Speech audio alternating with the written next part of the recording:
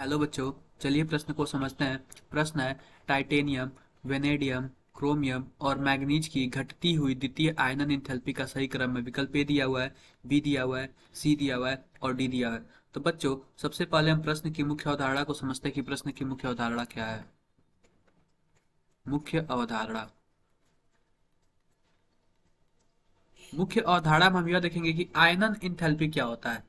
आयनन enthalpy, आयनन enthalpy. तो बच्चों, आयनन enthalpy यह देखेंगे किसी भी तत्व के, किसी भी तत्व के बाहरी कोश से, बाहरी कोश से, बाहरी कोश से एक इलेक्ट्रॉन निकालने के लिए, एक इलेक्ट्रॉन निकालने के लिए, निकालने के लिए जितनी, जितनी ऊर्जा की जरूरत पड़ती है, ऊर्जा की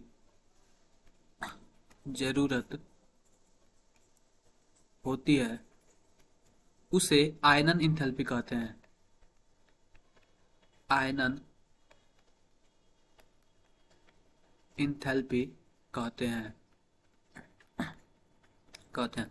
तो बच्चों, आओ विकल्प के माध्यम से अपने सही उत्तर का चयन करें। तो विकल्प कुछ इस प्रकार दिया है। हमारे पास दिया हुआ क्रोमियम, हमारे पास दिया हुआ क्रोमियम, और क्रोमियम का जो परमाणु क्रमांक होता है, क्रोमियम का सबसे पहले हम टाइटेनियम का लिखते हैं, सबसे पहले हम टाइटेनियम का लिखते हैं। टाइटेनियम का जो परमाणु क्रमांक कुछ इस प्रकार 22 दिया हुआ, अगर हम इसके इलेक्ट्रॉनिक विन्यास की बात करें तो कुछ इस प्रकार लिखेंगे Ar4s2 3d2। अगर हम इसका एक पहला आयनन इंथैल्पी निकाले तो कुछ इस प्रकार निकालेंगे, Ti+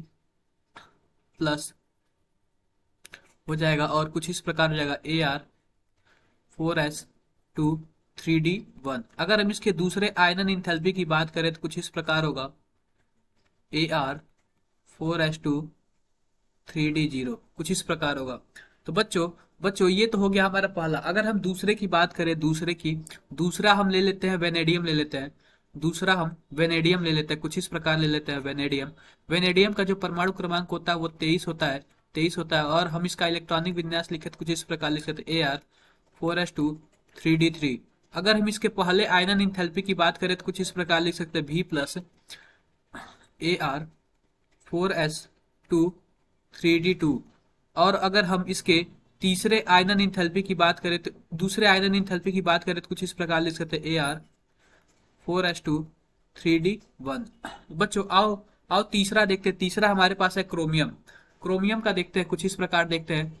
जो क्रोमियम का इलेक्ट्रॉनिक विन्यास वो परमाणु क्रमांक 24 होता है, और इसका कुछ इस प्रकार लिख सकते हैं इलेक्ट्रॉनिक विन्यास Ar4s1 3d5। अगर हम इसका पहला आयनन इंथैल्पी देखें तो क्रोमियम+1 हो जाएगा, कुछ इस प्रकार होगा Ar4s0 3d5। और दूसरा आयनन इंथैल्पी देखें तो कुछ इस प्रकार हो जाएगा क्रोमियम+2 Ar4s0 3d4, कुछ इस प्रकार हो जाएगा। तो बच्चों, हम क्रोमियम फर्स्ट का देखते हैं। क्रोमियम फर्स्ट का कुछ इस प्रकार है। यहाँ पे अगर डी ऑर्बिटल बनाए, डी सबसेल बनाए तो कुछ इस प्रकार हो जाएगा, कुछ इस प्रकार हो जाएगा। और इसके लिए भी हम बनाते हैं, इसके लिए भी हम बनाते हैं, कुछ इस प्रकार हो जाएगा। अगर हम इसमें इलेक्ट्रॉन भरे तो हम इसके डी ऑर्बिटल में 5 इलेक्ट्रॉन इस प्रकार भरते हैं। बच्चों, यह अर्धपूरित इलेक्ट्रॉन है, अर्धपूरित सबसेल है, अर्धपूरित उपकोष है, उपकोष है। यह अधिक स्थायी होता है, अधिक स्थायी होता है। पूरित, पूर्ण पूरित और अर्धपूरित अधिक स्थायी होता है। इसमें से फिर से अगर हम एक इलेक्ट्रॉन निकालेंगे, एक इलेक्ट्रॉन निकालेंगे तो बहुत ही ज्यादा ऊर्जा की जरूरत पड़ेगी। यानी कि इसका आयनन इंथैल्पी, इसका आयनन इंथैल्पी बहुत अधिक होगा, आयनन इंथैल्पी बहुत अधिक होगा, बहुत अधिक होगा जब हम Cr+ से Cr2+ में जाते हैं, तो आयनन इंथैल्पी बहुत ही अधिक होगा। बच्चों हम चौथे की बात करें, चौथा हमारे पास है मैंगनीज है, मैंगनीज। चौथा हमारे पास कुछ इस प्रकार है, मैंगनीज, इसका कुछ इस प्रकार इलेक्ट्रॉनिक विन्यास होगा Ar4s2 3d5। अगर हम इसका एक इलेक्ट्रॉन निकालें तो +n हो जाएगा और कुछ इस प्रकार होगा Ar4s1 3d5। अगर हम इसका दूसरा इलेक्ट्रॉन निकालें तो कुछ इस प्रकार हो जाएगा Ar4s0 3d5, कुछ इस प्रकार होगा।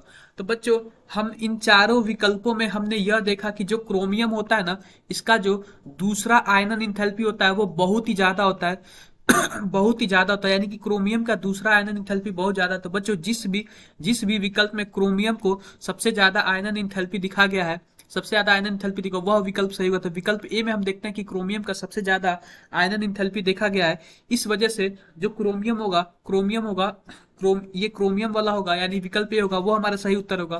तो बच्चों आशा करते हैं कि आपको मुख्य अवधारणा के आधार पर प्रश्न समझ आया होगा। धन्यवाद।